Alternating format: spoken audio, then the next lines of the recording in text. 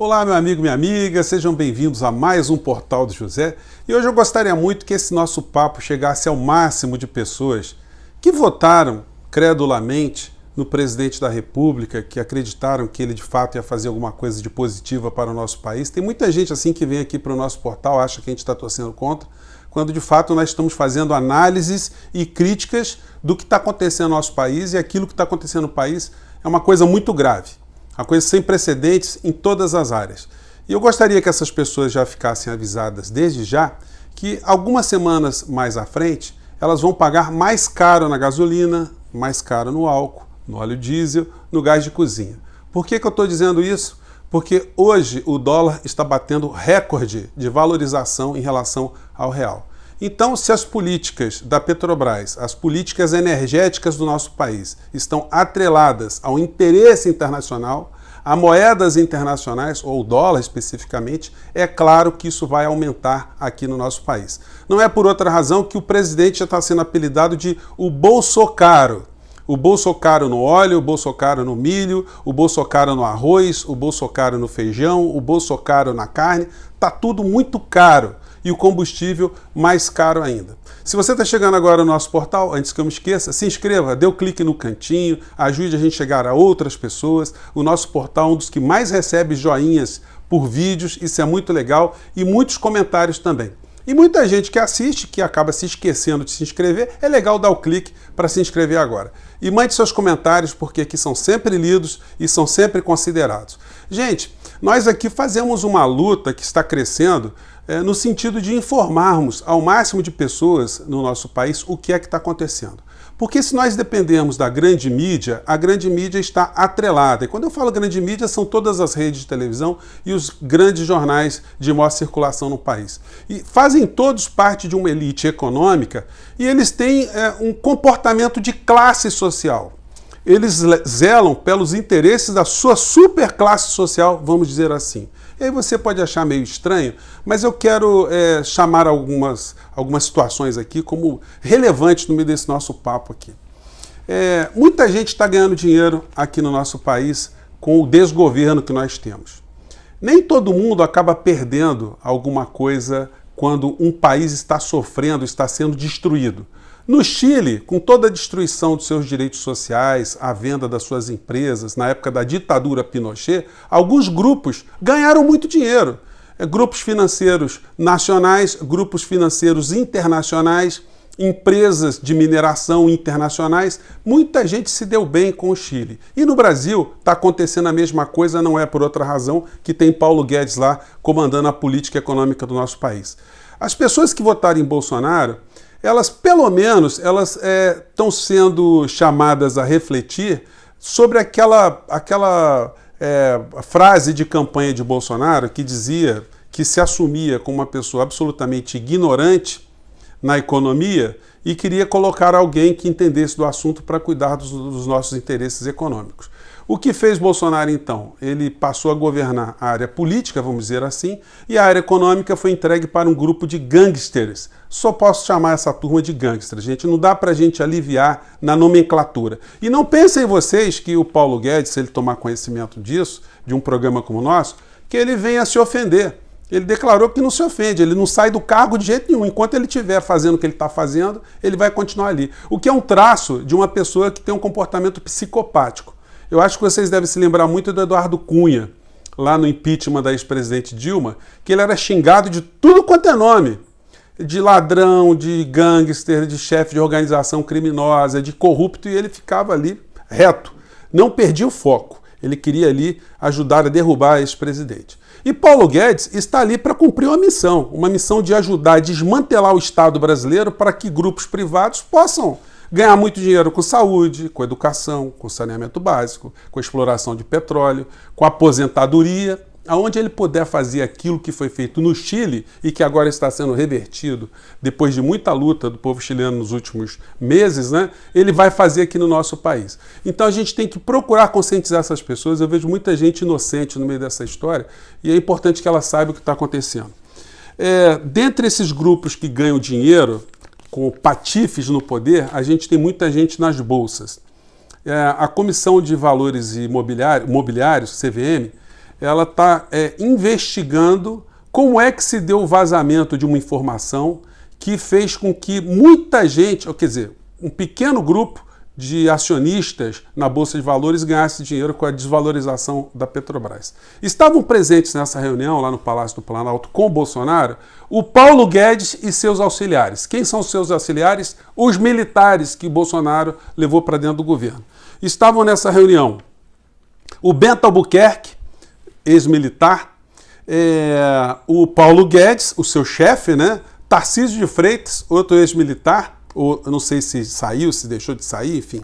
Luiz Eduardo Ramos, outro também egresso do Exército, general. O Walter Braga, outro general egresso do Exército. E Augusto Heleno, da Segurança Institucional, também outro militar, né? Então tá aí uma tarefa para o general Heleno, o homem da desinteligência, porque se tem uma coisa nesse governo que nós não temos é inteligência. O homem que anda sumido, depois que ele cantou a musiquinha Se Gritar Pega Ladrão, Não Fica Um, né? Se referindo aos deputados do Centrão, ele deve explicações. Quem é que vazou essa informação? Quem é que foi o dedo duro? Quem é que pegou a informação privilegiada para levar essa informação para a Bolsa de Valores, para corretoras, para alguns grupos ganharem milhões de reais com a desvalorização da Petrobras, com o comportamento do presidente da República? Então, gente, tem muita gente no meio desse cassino, muita gente ganhando dinheiro. E o que está acontecendo hoje no Brasil provoca algumas interrogações.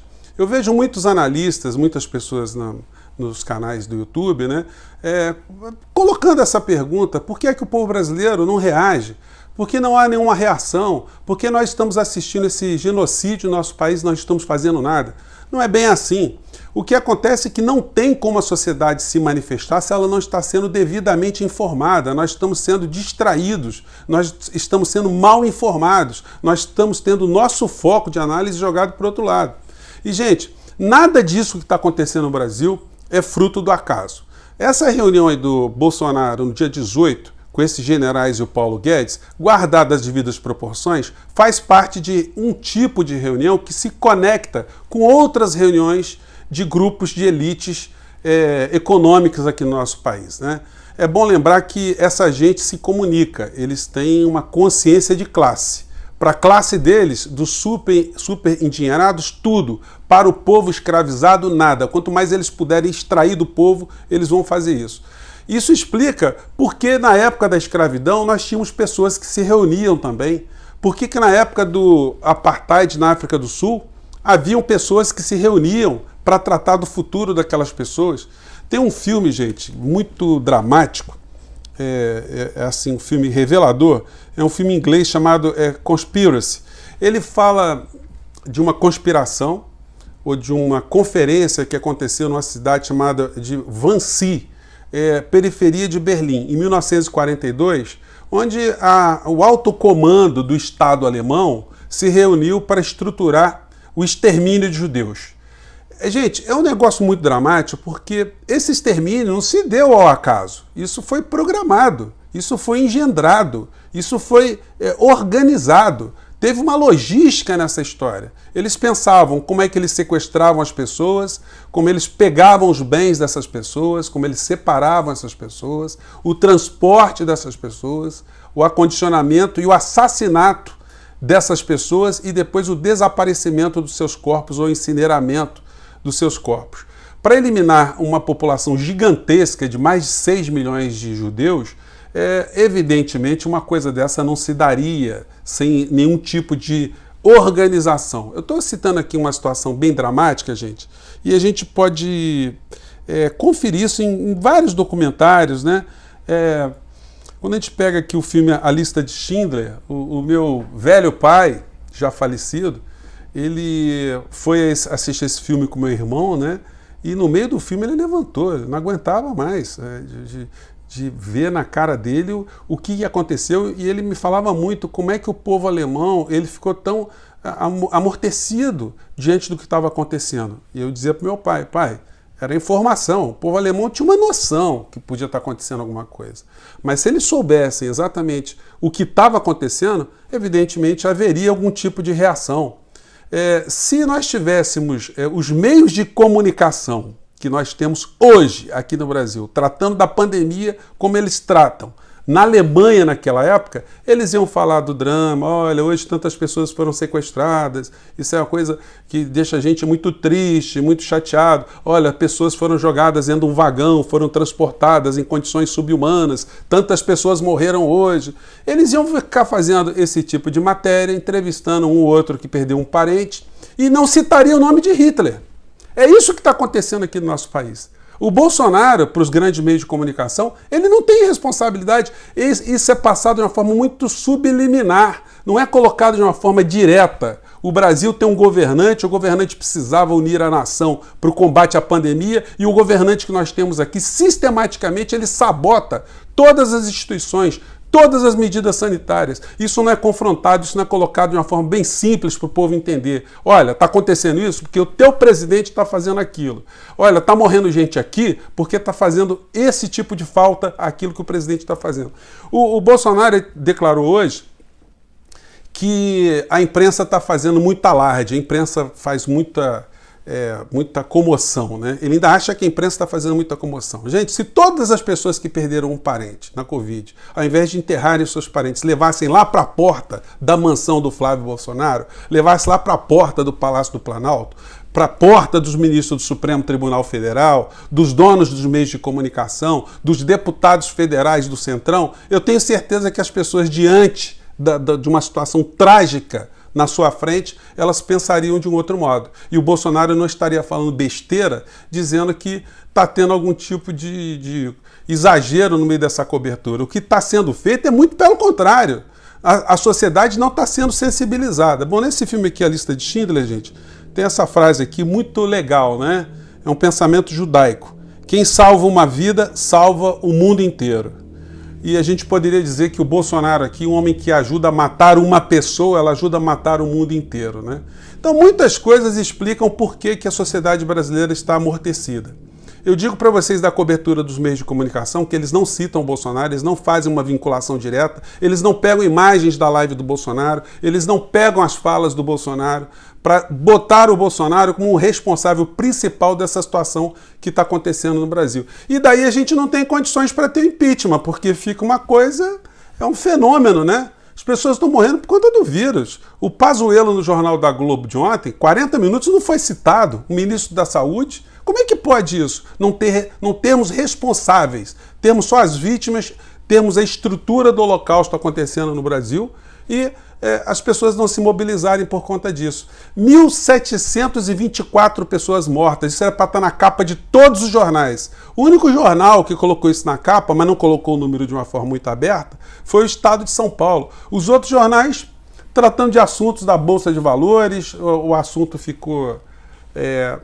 O assunto morticínio no nosso país ficou em segundo plano. Enquanto isso, o assalto vai se dando e a gente vai vendo os psicopatas ainda desfilando, né, tocando violino enquanto o Titanic está descendo. O Guedes, gente, como psicopata que eu disse a vocês, né, ele não se incomoda. Ele disse aqui que o Brasil poderia virar uma Venezuela. Então ele fez uma bravata dizendo que tinha que pegar dividendos da Petrobras para criar programas sociais. É mentira, porque ele não vai bancar esse tipo de ideia de jeito nenhum. Mas isso que ele está desejando ou indicando para ser tomado de atitude aqui pelo governo brasileiro é que o governo da Venezuela fez. A Venezuela pegou ativos da principal empresa deles lá de petróleo e criou programas sociais. Então, se estava falando tanto sobre a Venezuela, e esse pessoal distorce muito, né, o que está acontecendo na Venezuela, que nós sabemos das informações que vêm de lá para cá, vem por esse mesmo tipo de mídia que manipula muito, porque, gente, vocês aqui do nosso portal, vocês já sabem, né? Ninguém está preocupado, o governo americano, os governos europeus, ninguém está preocupado com direitos humanos na Venezuela, com o sistema político da Venezuela. Eles querem roubar o petróleo da Venezuela, como eles fizeram na Líbia, como eles fizeram no Iraque, como eles fizeram com o gás do Afeganistão. É assim que eles fazem. Quando eles querem dominar uma nação, eles criam um foco de terrorismo, ou um problema de direitos humanos, ou uma campanha anticorrupção. Destituem os governos e se assenhoram das reservas e das riquezas desse país. Aqui no Brasil nós estamos vivendo um processo de destruição da nossa estrutura nacional, da nossa soberania. E infelizmente nós temos lacaios que eram das Forças Armadas e que agora estão sendo office boys de uma pessoa como Paulo Guedes, uma pessoa que não se comove, não se incomoda em ser chamado de psicopata, de vigarista, de bandido, não se incomoda. Ele só se incomoda se o Bolsonaro o retirar do governo. Bolsonaro está refém porque, como nós falamos na abertura do nosso papo aqui, né, é um ignorante, confesso, é um apedeuta, confesso, que entregou o nosso país para um grupo de gangsters e agora não sabe mais como é que ele gerencia essa questão. Gente, eu fico por aqui, desculpem a veemência, avisem lá para o teu amigo bolsonarista que a gasolina, o óleo diesel, a comida no supermercado, a carne, todos os preços no Brasil estão subindo. E não é obra do acaso, não. Tem muita gente mancomunada com essa história no nosso país. Um abraço, até o próximo vídeo.